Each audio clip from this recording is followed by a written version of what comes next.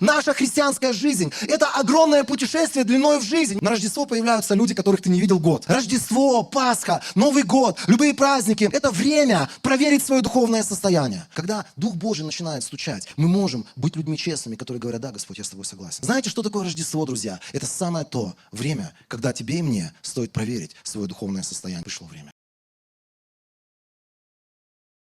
Я хотел бы сказать одну вещь, что Рождество, как мы привыкли к нему, или как мы празднуем его, я в последние годы все больше и больше утверждаюсь в этом, и все больше и больше я это вижу в Писании, что Рождество – это совершенно другой праздник, чем то, как мы привыкли к нему относиться или как мы привыкли его праздновать. Как бывает сегодня с церквями, с христианскими, на Рождество появляются люди, которых ты не видел год, и до следующей Пасхи они пропадают. На Рождество появляются люди, которые в этот день, они особенно радостные, они надевают красивую одежду, в этот день они готовы слушать проповедника полчаса, в этот день они готовы благословлять брата, благословлять сестру, и потом на протяжении какого-то времени, например, по воскресным собраниям, ты вдруг замечаешь, что этого человека нет, он куда-то пропадает. И когда ты разговариваешь с ним, и ты спрашиваешь его, почему ты на Рождество есть, на Пасху есть, на какие-то там особенные, там, день рождения церкви или еще что-то, ты есть, а вот в обычное время тебя нет. И он говорит: я занят. У меня есть какие-то дела поважнее воскресных собраний, у меня есть какие-то дела поважнее каких-то вот этих вот еженедельных встреч, которые есть в вашей церкви. И тогда я людям объясняю, что наша христианская жизнь, и то, что сегодня я хочу это объяснить каждому, и каждому, кто будет слушать нас на YouTube, я хочу сказать, что наша христианская жизнь – это гигантское или огромное путешествие, которое ты затеял, к примеру, на автомобиле. Кто из вас когда-нибудь путешествовал, там, например, 2 или 3 или 4 или 5 или 10 тысяч километров? Есть такие люди, которые путешествовали далеко на автомобиле? Что с вами происходит? Когда ты, например, едешь в Бишкек, Каракол, ты сел в машину и приехал в Каракол. Встретился с друзьями, обнялся, поцеловался, там провел какое-то время. Но дальше, на следующий день, если ты водитель с мозгами, что ты сделаешь первое? Скажите мне, водители. Проверку своего автомобиля. Ты проверишь сначала визуальный осмотр, ты посмотришь на свои 4 колеса, а не спустились ли они.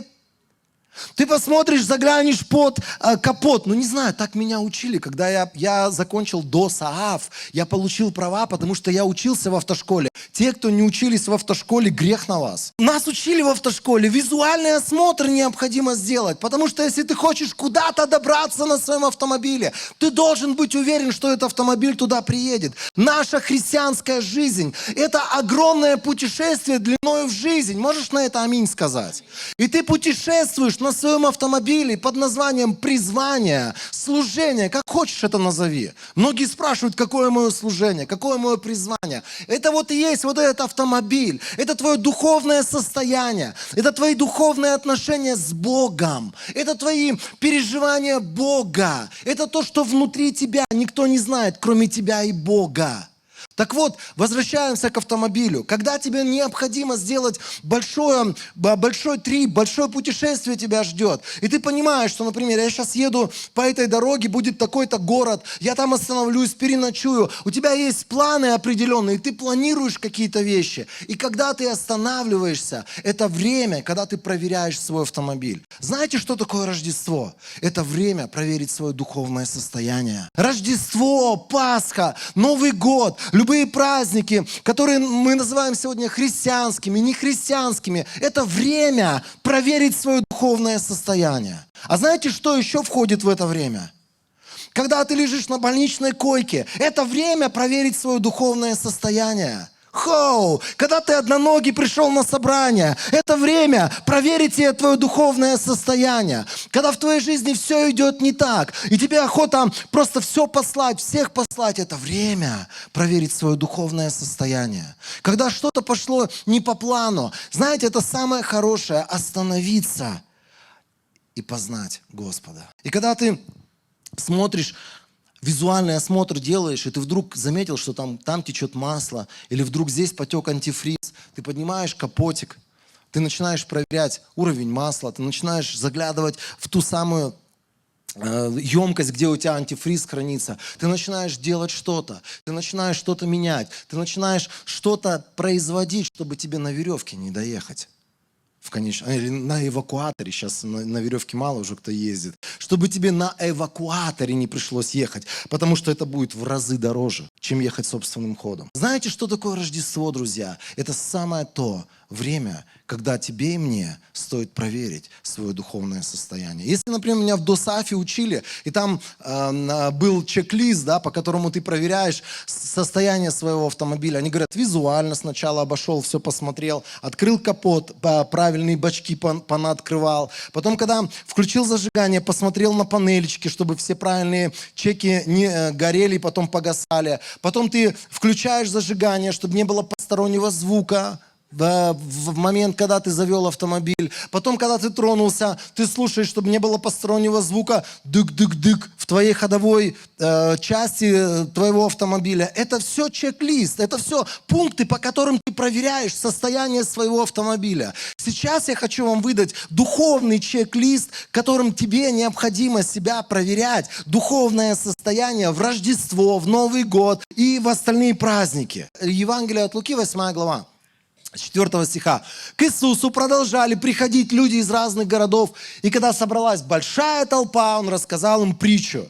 Вот эта притча, ее можно назвать притчей Царства Божьего. Она раскрывает глубочайшие истины, которые связаны с тем царством, в которое мы попали. И вот здесь написано так, с 5 стиха читаем. «Сеятель вышел сеять семена, и когда он разбрасывал их, то некоторые из семян упали у самой дороги».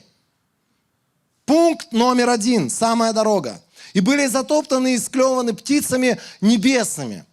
Это наш чек-лист духовный. Пункт номер 2. Другие упали на каменистую почву, и едва взойдя, ростки засохли от недостатка влаги. Пункт номер 3. Третьи упали в терновник, и когда тот разросся, то заглушил их.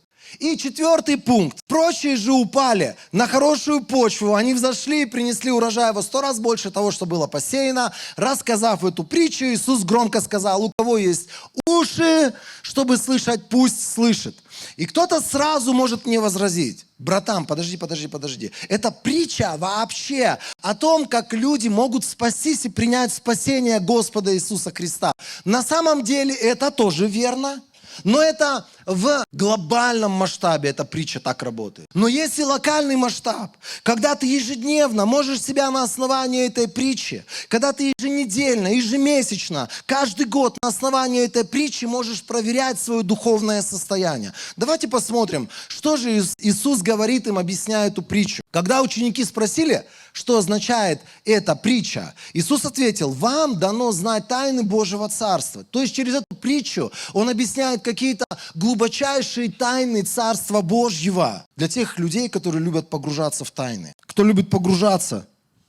Потому что некоторые так глубоко, они так погружены, что когда он всплывает на твой уровень, ты понимаешь, что вы не понимаете друг друга. У него просто другое мышление. Он в тайнах. Вам дано знать тайны Божьего Царства. Другим же все остается в притчах, чтобы они, смотря, не видели и слушая, не понимали. Вот значение этой притчи. Семя – это Божье Слово. Семена, упавшие у дороги, это те, кто слышит Слово, но потом приходит дьявол и похищает Слово из их сердец, чтобы они не поверили и не были бы спасены. Здесь сказано так. Первый пункт, по которому нам надо себя проверять. Ты слышишь семя Слова Божьего в своей жизни постоянно. Через Дениса ли это, через служителя твоей домашней группы, через Алину, через каких-то там проповедников, через пастора Стаса в нашей церкви.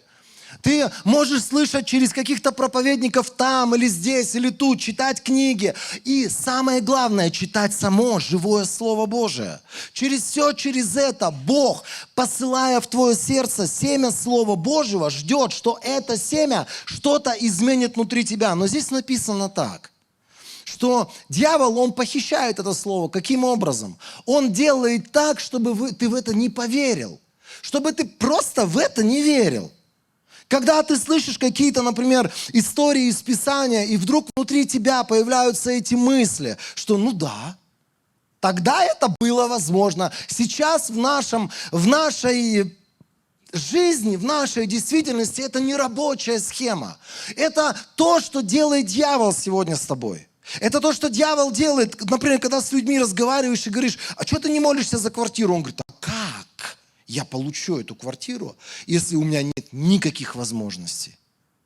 То есть мы сами себя чаще всего отсекаем от Слова Божьего. Мы сами себя отсекаем от чудес Слова Божьего, потому что мы не делаем ничего, чтобы в это верить. Знаете, почему мы постоянно говорим о чудесах, разные свидетельства рассказываем, вдохновляем людей здесь сидящих? Потому что только это Слово, которое наполнено сверхъестественной, чудотворной Божьей силой, это Слово, оно может тебя менять. И это слово, когда ты с ним соглашаешься, когда ты начинаешь в него верить, это слово начинает делать невероятное в твоей жизни. Вот настает Новый год. Я хотел бы, чтобы ты посмотрел, чтобы ты сделал вот это вот по этому чек-листу, чтобы ты сделал проверку своего состояния. Может быть, есть какие-то категории или сферы твоей жизни, в которых у тебя неверие поселилось. Например, тебе кажется, что все дети могут спастись, дети всех вот здесь сидящих, а твои настолько бараны оторванные, что им все, хандец. Многие из нас, мы так мыслим, мы почему-то так думаем, что вот в жизни этого человека чудо может случиться, и он может быть исцелен от одной или от другой болезни. Ну а в моей жизни я даже никогда не получал исцеления там, от маленькой головной боли. В моей жизни это не работает. Тогда позволь сегодня Слову Божьему поселиться глубоко в твоем сердце и выкини из своей жизни все то, через что крадет дьявол веру внутри тебя, через что дьявол крадет сегодня возможность этому слову вырасти. Друзья, Новый год начинается. Я верю, что у Бога есть столько невероятных и сверхъестественных решений наших вопросов, вот с которыми мы сталкивались в 2023 году, что этот самый Бог, о котором мы поем, о котором мы сегодня слышим, о котором мы читаем в Новом Завете, этот самый Бог, Он способен, Он невероятно способен сделать больше даже, о чем ты можешь мечтать в самых лучших мечтах. Сегодня мы разговаривали про одного из людей там, из сферы прославления, и мы вспоминали, что этот человек пел. И я говорю, этот человек пел «God is able». Это первое слово, которое одно из первых, наверное, выражений, которое впечаталось в мои мозги. Бог способен или Бог может. То, что я не могу, Бог может. То, на что я не способен, Бог мой может. То, на что у меня не хватает ни сил, ни возможностей, ни образования, у Бога это есть, и Бог способен это делать. Я хотел бы, чтобы ты настроился на 24 год вот с этой мыслью, что Бог может сделать невероятно больше, о чем ты молишься и о чем ты помышляешь. Он может сделать больше. Скажи своему соседу, God is able. Бог способен, Бог может. Бог может невероятные возможности открывать. Бог может восстанавливать и созидать то, что было умершее, то, что выглядело умершим. Бог может все это восстановить, и Бог может все это изменить. Второй пунктик, о котором нам всегда необходимо помнить, и когда у нас праздники, в эти праздники останавливайся и проверяй свой духовный автомобиль. Семена, упавшие на камень, это те, кто с радостью принимает Слово, когда слышит его, но у них нет корня. Сначала они верят, потом не верят, потом снова верят. Сначала они любят и радуются, а потом не любят и не радуются. Сначала они радостно приходят в церковь и говорят, я вас так люблю, вы такие хорошенькие. Потом пишу злые комменты на YouTube про них. Это люди, которые на качелях. И эти качели эмоциональные. С Богом, не с Богом. Радуюсь, не радуюсь. Зависит от чего-то. Сам не знаю от чего. И вот это вот состояние. Качели. Библия говорит, это люди, которые с радостью принимают Слово. У них радостное отношение. Он слышит Дениса во время проповеди и говорит, халилуя. И у него такое состояние подходит, руку трясет. Братан, это мне нужно было. Я так рад, что ты мне это слово сказал. Потом пишет тебе сообщение. Извините, пожалуйста, я больше не буду ходить в вашу церковь. Любви у вас не хватает. Вы думаете, я прикалываюсь? 23-й год. Эти люди были в моей жизни, которые обнимали в щеки, целовали, потом сообщения писали, причем не мне, другим. Типа, передай ему. Потом они опять появляются. Потом они опять из ниоткуда возвращаются. И с такими глазами, будто бы вчера ты с ним просился на такой позитивной ноте, будто бы ничего и не было. У этих людей эмоциональные качели. Это люди, которые просто, у них нет стабильности. Приходят проблемы, они отступаются. Приходят какие-то испытания, они отступаются. Муж забухал, все, не буду верить в Бога. Дочка там что-то сказала неправильное, все, такую дуру вырастила. Как я могу вообще верить в Бога после того, что я услышал от нее? И т.д. и т.п. Ребят, нам надо расти. Нам надо становиться эмоционально стабильными людьми. Я пишу вам, дети. Вот просто можно оставить для многих церквей. Все, я пишу вам, дети. Он здесь 3 категории упоминает на самом деле. В 1 Иоанна 2 главе. Он говорит о детях, он говорит о юношах, и он говорит о ком? Об отцах или о людях зрелых. И вот знаете, 20 лет, 30 лет, 40 лет, а ты смотришь, он на эмоциональных качелях. То с радостью принимаю, то всех вас ненавижу, то опять с радостью принимаю, то опять всех вас ненавижу. Вы думаете, я рассказываю какие-то истории про каких-то неведомых марсианах, что ли? Это наша жизнь, друзья. Мы как дети иногда. Вот посмотрите на детей, если вы зайдете сейчас в детское собрание. Это такие существа, просто придешь, скажешь, холст хочу, хочу. Они радостные, они счастливые. И тут вдруг ты всем по 2 холста дал, а одному радостному дал 1 холст. Христиане такие же, ребят, мы такие же. И там написано так: дети, я пишу вам, потому что вам ваши грехи уже прощены ради его имени. Вот они кайфуют от этого. Ты знаешь, мои грехи мне прощены. Да тебя никто и не спрашивает про твои грехи. Бог меня так любит. Да знаю я. Я такой хороший, оказывается, для Бога. Да, да. Это еще 20 лет назад надо было усвоить. Это вот люди восторженные. Думаешь, когда у него там он так надувается, главное, чтобы легкие не полопались внутри. Дальше написано, это следующий уровень, а тут надо уже что-то делать. Там написано, что следующие ребята, это юноши. И он пишет им, как бы хваля их, он говорит, вы победили лукавого. И дальше, если посмотреть в следующем месте Писания, он говорит, что в вас пребывает слово, и вы победили лукавого. Знаете, что такое быть юношей? Когда на улице снег, дождь, там тебе не позвонил заказчик, тебя послали, например, какие-то люди, еще что-то с тобой случилось, все пошло не так и все пошло не туда. Ты продолжаешь верить в Небесного Царя, стоять на Слове, ты продолжаешь любить людей, ты продолжаешь их прощать, ты продолжаешь их благословлять. Таким образом ты побеждаешь своей стабильностью. Юноши – это люди, в которых есть уже основания. В них есть стержень. Друзья, я хочу, чтобы наша церковь, она из детей переходила в возраст юношей. Чтобы мы, ты и я, мы были стабильные люди. Независимо от того, взойдет завтра солнце или не взойдет. Независимо от того, получишь ты завтра свой заказ или не получишь. Независимо от того, случится с тобой что-то добренькое, и люди вокруг будут добры с тобой, или тебя пошлют завтра. Я в прошлый раз о смирении проповедовал. Знаете, что со мной произошло в понедельник? Ровно через 1 день. Как думаете, что произошло? Помните, такое время у нас выпало много снега, сейчас уже кажется, что это было где-то во сне, что это было где-то в другом городе. Да, у нас выпало снега много, и многие улицы, они заледенели. Ой, неожиданно. Зимой выпал снег. Ну, как всегда. Вот если кто-то знает, Кулатово, Матросово, вот этот вот райончик, там многие люди покупают продукты, самое дешевое место, чтобы закупаться. Я, как всегда, приехал туда, поставил машину в том же самом месте, где я всегда ставил. Там разрешена парковка, без проблем вообще. Я еще так поджался, прижался, потому что я понимаю, здесь сложно проехать. Там вот такие ледяные глыбы, и обычная машина там не проедет. И там одна женщина пыталась на Мерседесе на своем низком, джун-джун, ей сигналят все, типа, тетка, уходи, здесь вот эти вот большие машины еле проезжают, куда ты лезешь вообще? И она такая, видно по ней, злая, раздраженная, пытается задом выехать, застряла, и, короче, еле-еле она оттуда вылезла и пытается повернуть, а там моя машина припаркована, а я со стороны наблюдаю, жену жду. И думаю, интересно, как все это, чем это все закончится. А знаете, чем это все закончилось? Я только посмотрел на это, на все вот так головой, подцикал, думаю, ой-ой-ой, как... Тут еще мы поговорили, что мэрия не убирает. Ой, как бы хорошо было бы, если бы мэрия убрала. Я подхожу к своей машине, тын-дын, дверь открываю, а она вышла. Вот такой рот. Это фуна чмо. Это фуна сдохни. Это меня как ты понимал. Я вот так. Я такой, я не понял. Я сел, знаете, такой, сел и молчу. Машину завел и еду, а Алине говорю, прикинь, что она сейчас говорила. Он говорит, да, на кого-то она там ругалась очень сильно. Я говорю, на меня! На меня! И у меня не было времени просто, чтобы ей ответить. Не то, что времени, я настолько это было настолько неожиданно.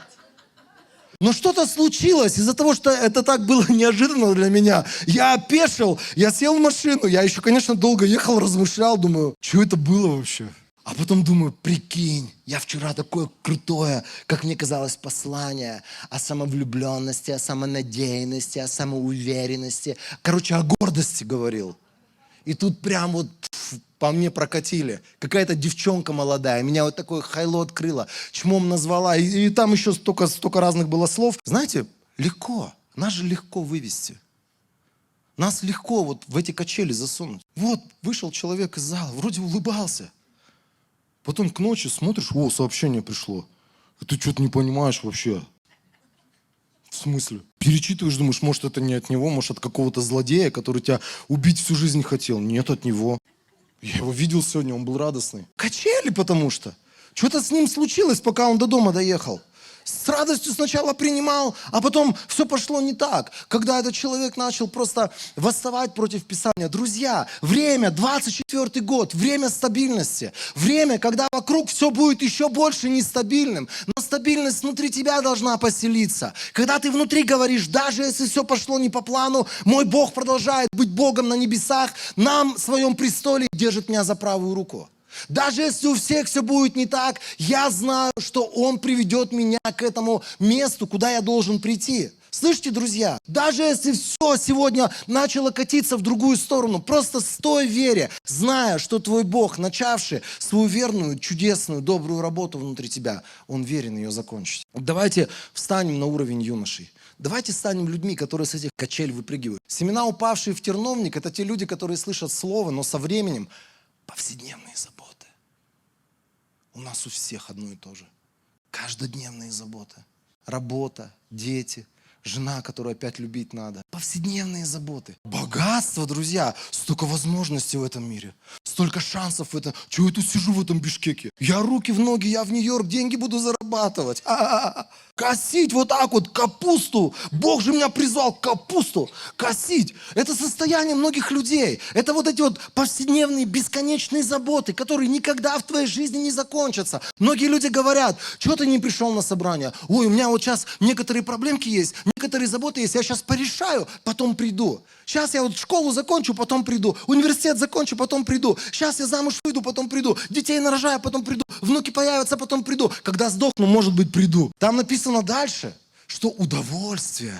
О, а этот мир, это вообще мир удовольствий бесконечных. В натуре, кто-то мне сейчас сказал, в натуре время удовольствий сегодня. Не надо никуда выходить. Удовольствие просто открой и смотри. Друзья, вот это все, Библия говорит, это все, что заглушает плод в нашей жизни. Этот плод, он не дозревает. Это то, почему многие отпадают от креста сегодня. Потому что элементарные вещи они так и не поняли в своей жизни. Заботы не закончатся. Богатство все не заработаешь этого мира. Если ты не отделил до сих пор 7-й день для Христа, ты бедный человек.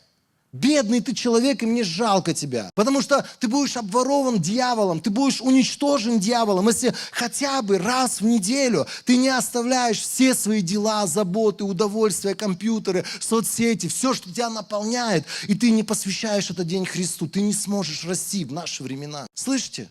Это 3-й пунктик. Поэтому здесь написано, не дозревают многие. Поэтому многие так, они и не вошли в свое призвание. А те, которые наполовину были в своем призвании, отпали сегодня от своего призвания. Некоторые люди спрашивают, а что, как ты смотришь, или как ты думаешь, почему этот упал, почему тот упал, почему с этим случилась трагедия? Вот они, все эти трагедии. Вот они. Не проверил себя. С какими-то вещами начал соглашаться. На какие-то вещи просто перестал обращать внимание. Друзья, если сегодня ты понимаешь, что духовно не растешь, ты не проводишь время с Богом, у тебя нет времени там на то, чтобы читать, на то, чтобы поститься, на то, чтобы молиться, ты не проводишь время, изучая Писание, ты не проводишь время в общении со святыми на постоянной основе, есть что-то вот из этих трех, которые заглушают это семя в твоей жизни. 3. Всего лишь 3. И 4, последний. Это то самое доброе, та самая хорошая почва, которой Иисус нас сегодня толкает. Это люди, которые, слыша Слово, хранят его в добром и честном сердце и приносят плод благодаря своей стойкости. Здесь есть 2 качества, простые. Написано, что это люди, которые в добром и честном сердце хранят. То есть это качество сердца. Это искреннее сердце. Когда ты понимаешь, что да, жена-то тебе правду сказала. Конечно, женщина домолчит. Но, иногда-то она правду говорит. Иногда всегда правду говорит. Стас, конечно, загнул там насчет денег, давать 10, 20, 30%. Вот это все, конечно, какое-то зерно есть. Знаете, вот сколько-то внутреннего все равно признания в каждом из нас есть. Мы же внутри сами себе можем признаваться в чем-то. Мы можем быть людьми, которые культивируют это доброе и честное сердце. Когда ты по-честному сам себе признаешься. Да какая разница, как он себя ведет? Да какая разница, что будет с этой теткой? Какая мне разница до этой тетки? Я буду относиться к людям, которые даже злы по отношению ко мне. Я буду относиться к ним по-доброму, потому что мой Господь так мне сказал делать. Знаете, вот доброе сердце или честное сердце, это честное сердце, которое способно самому себе признаваться. Слушайте, он-то правду мне сказал. Есть что-то мудрое в том, что этот человек говорил. Давайте будем людьми, которые способны остановиться, которые способны, например, слыша Слово Божие. Вот ты в воскресенье пришел, вот ты на праздник пришел, вот ты еще в какой-то день пришел, соприкоснулся со Словом Божьим. И вдруг ты понимаешь, что есть какие-то вещи, которые неправильны в твоей жизни. И Дух Божий стучится, завязывай уже с играми, тебе уже 30-ник, а ты играешь как пацан 13-летний, ты катаешь в эту чмоту, уже полжизни прокатал, еще неизвестно, что прокатаешь. Когда Дух Божий начинает стучать, мы можем быть людьми честными, которые говорят: да, Господь, я с тобой согласен. Пришло время. Пришло время что-то поменять. Пришло время делать какие-то другие вещи. И второе качество, про которое здесь написано в 4 пункте, это стойкость. Знаете, что такое стойкость? Это несгибаемость. Это человек, который не бросит на полпути. Это человек, который не свернет со своей дороги. Это человек, когда все неблагоприятное, он не скажет: ой, двери Божии закрыты передо мной, пойду-ка я обратно, откуда я пришел. Нет, это человек, который имеет перед собой цели, который имеет перед собой какое-то ясное видение, ясное понимание вещей, и он продолжает в них двигаться. Друзья, понимаете, вот эти 4 пункта, они очень простые. И на них можно глобально смотреть, а можно локально смотреть.